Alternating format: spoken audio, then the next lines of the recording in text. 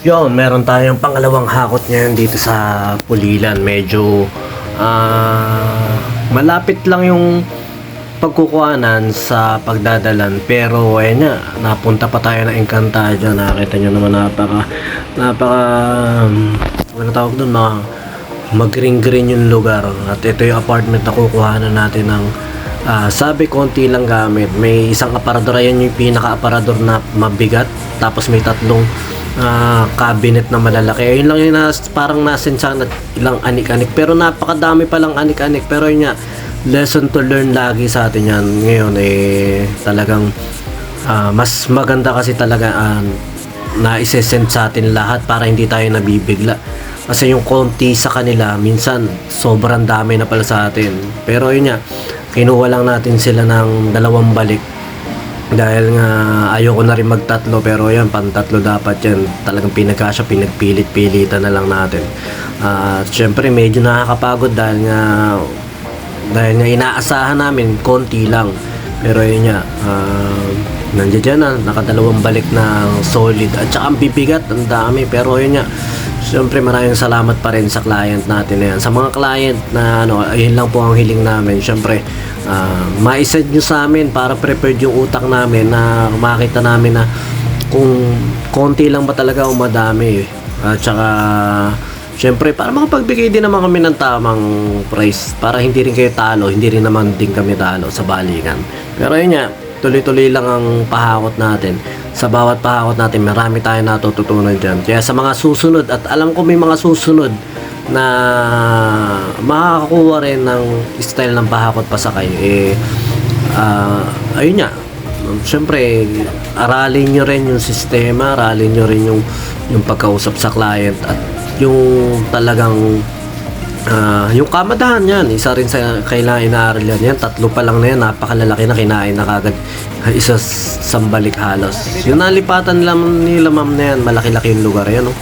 Tsaka yung pinakamalaki na ganyang kasya sa sasakyan natin na hindi kasya sa L3, hindi natin sinisiraan yung L3. At tsaka ito yung cabinet na malaki rin, pero basta nagkakasya natin dyan, pinagkakasya natin dyan. Medyo syempre ayun nga, nabubugbog din ng konti yung sasakyan natin kasi pag pinupuwersa natin. Pero ayun, basta thankful tayo kahit papaano naman yung pagod natin na nagtutuloy-tuloy yung pahakot natin. Basta maraming salamat sa mga nagpapahakot sa atin dyan. At saka yun lang, basta hiling namin, lesson to learn na sa akin yun. Bago ako mag-price, kailangan makita ko muna lahat ng picture ko. Sabi ko, hindi naman ako. Tsaka ito, ano na tawag doon?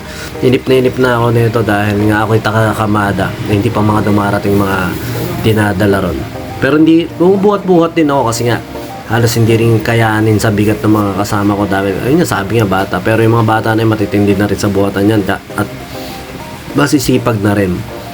Sukha lang talagang sa sobrang bigat na sinasabing konti lang, napasubo yung mga kasama natin.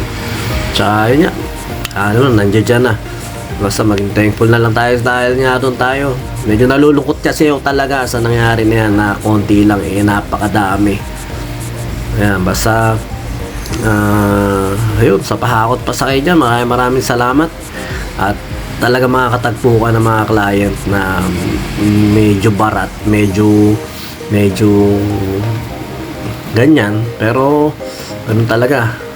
Tuloy na lang natin ang pahakot pa sa kaya. Tsaka yun, lesson to learn sa atin. Kasi kanina yung client namin kanina umaga, napaka smooth ng transaction, kahit malayo, sulit naman. Tapos okay pang kausap. Ito okay din naman kausap sila ma'am.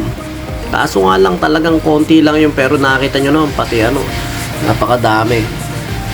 Pati nga yung pag-i-impake nung iba dyan, kami na halos na nag-impake.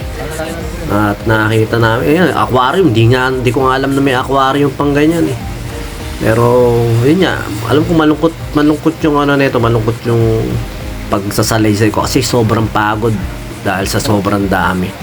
Pero yun lang, syempre masarap pa rin dahil kahit paano kumita yung mga kasama nating bata at nakakaipot at bibili ng mga cellphone yan dahil nga kahit paano nagkasunod-sunod yung pahakot natin, yun daw yung pupundar nila, yung cellphone. Sige, good job, okay yan, kahit paano may pupundar kayo. sa pahakot. Ako naman, yung nagagastos na iipon natin dito, minsan syempre na gagamit natin sa pagpapagawa ng truck at napapang-inom natin, anak nam.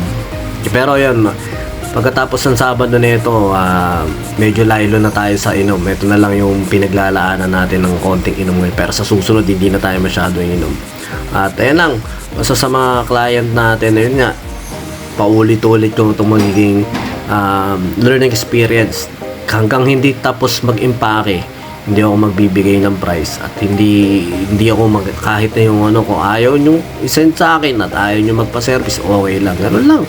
Kasi nga mahirap yung magkakasubuan pag hindi sinesend. May mga client kasi talaga na hindi nagsisend ng lahat ng video o ng picture na lahat na ipapahakot. Sasabihin konti lang, pero pag nandiyan na lang, ubod ng dami at ubod ng bibigat, syempre yung tawad nyo naman dahil na makatarungan din. Yan lang, pangit talaga yung vibes nung video na to kasi nga talagang medyo sobrang pagod kasi sa sobrang dami. Pero yun lang talaga, tuloy-tuloy na lang tayo. Tsaka matatapos na rin tong video na ito, makikita nyo yan sa pagbababa lang ng 20-30 minutes halos.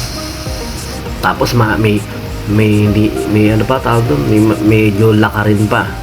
Pero wala, learning experience nga. Basta sa mga tropa natin dyan, tingnan nyo, inaabutan na kami ng gabi, padilim na ng padilim. Tapos wala pang ilaw dyan sa inaanohan namin na yan, sa pinaparadahan namin na yan. Medyo talagang ayan, nagkailaw na kahit konti. At saka yung buti na lang tumutulong ng konti si tatay dahil kung hindi, sobrang pagod talaga. Yung dalawang kasama, tsak, pagod na pagod yan. Kaya kahit na nagdadrive ako, natutulog sila minsan pag magbabiyahe kami. Okay lang kasi gusto ko nga makapag-charge sila ng katawan nila para sa buhatan. Safe na safe sila. Pero ako nga, syempre ako nagdadrive. Kung maghapon drive at tapos bubuhat din, talaga nakakapagod pa. Tapos ganun pa yung flight. Nakunto ko. At saka ito yung pinakahalos huli ng bubuhatin natin. Yan, dyan lang yan sa at saka yan, minsan hindi natin pinakikita yung mga picture ng mga client natin na nagpapahakot kasi syempre confidential din yung iba. Pero yung iba naman nagpapabati pa dahil nga pinanonood daw yung pahakot pa sakay. Basta ito, maraming salamat sa mga bossing natin nagpapahakot pa sakay at makikita nyo naman yung dami ng gamit na yan, naknanto ko. Pero kaya ng truck natin yan. At saka ito, tama na nga, may isang tanga kanina kasi pinaayos yung wiper ko, lumala lang. Basta maraming salamat sa lahat na nagpapahakot dyan. Salamat po.